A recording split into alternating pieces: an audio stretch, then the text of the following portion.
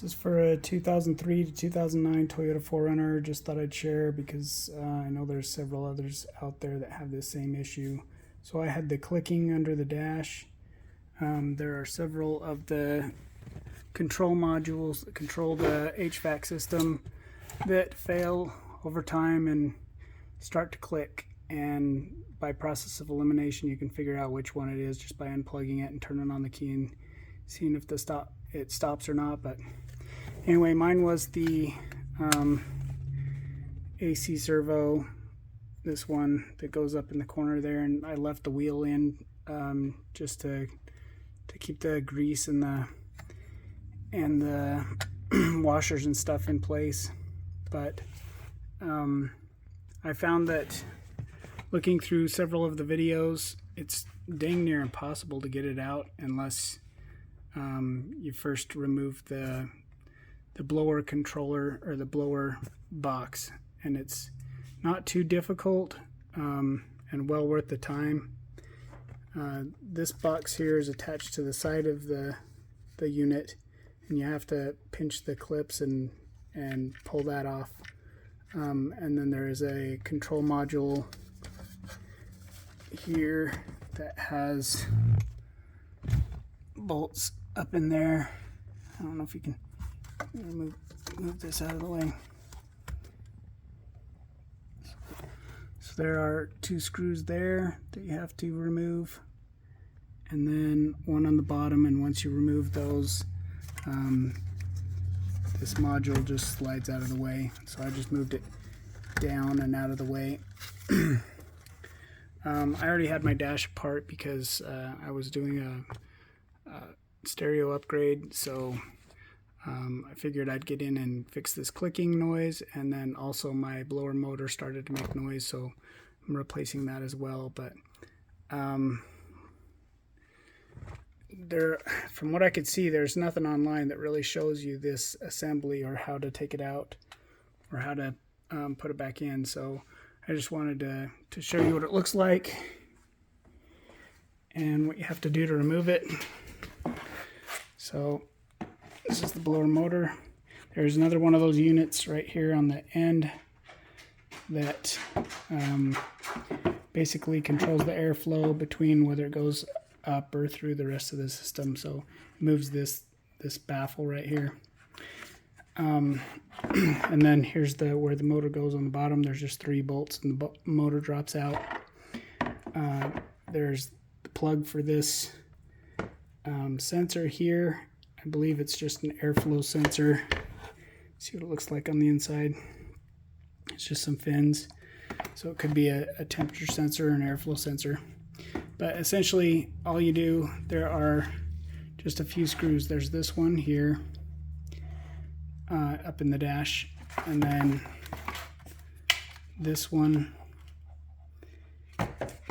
This just slides out, and then there is one back here.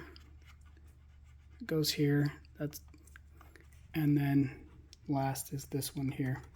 So 4 bolts, but it is kind of a pain to get out. You have to lift. There's a clip that goes in the top of this piece right here, and I'll show you on the inside of the car in just a minute. But you have to push up and then out in order to get that to release. And then same thing with the bottom one. You can see how it's notched. So it slides out once you have those removed. And once you get it to the right far enough that it's released, then it's kind of a pain to drop it through the bottom here. I took this screw out and this screw out, and that made this move a lot easier. And then I ended up removing this one as well, just to make this bottom part loose enough so that the whole unit could drop out and down below. But here, let me see if I can show you the piece back here so you know what I'm talking about. Yeah, there's the clip at the top, I don't know if you can see that real well, but at the top of the conduit there's a hook. You have to lift it up over that hook and then pull it to the right. The top piece just kind of sits loosely against there. It's got a foam gasket that I'm probably going to replace because it looks pretty shot anyway, but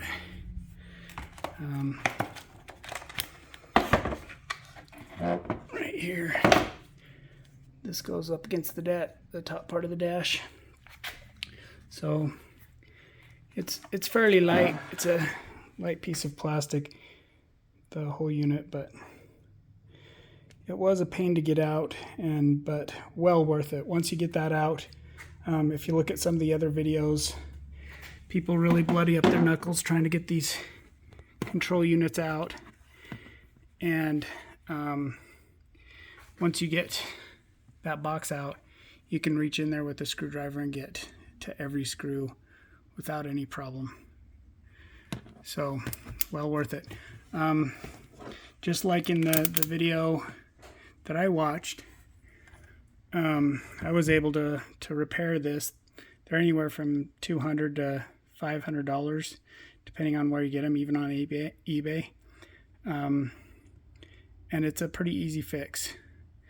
There is a small, let me get this in the light, right here in this lumped area, there's a small DC motor. And what happens is when it does bind up, for whatever reason, one of the valves is sticking or hard to open, the motor actually pivots up. It's just sitting in there compression fit. There's no bolts or anything holding it in. So inside this black case, the little DC motor just pops up, and it's enough to make it just sit there and grind on the gears. And it just snap, snap, snap, snap. And that's what you're hearing. So you can sometimes gently pry the little tabs around the area and pull it up, and then snap the motor back in and just make sure there's no gunk or anything keeping it from operating. And I did that and plugged it back in, and it's working great. So, but I've already got one on order as well, so I'm gonna put the new one in and keep this one as a replacement. But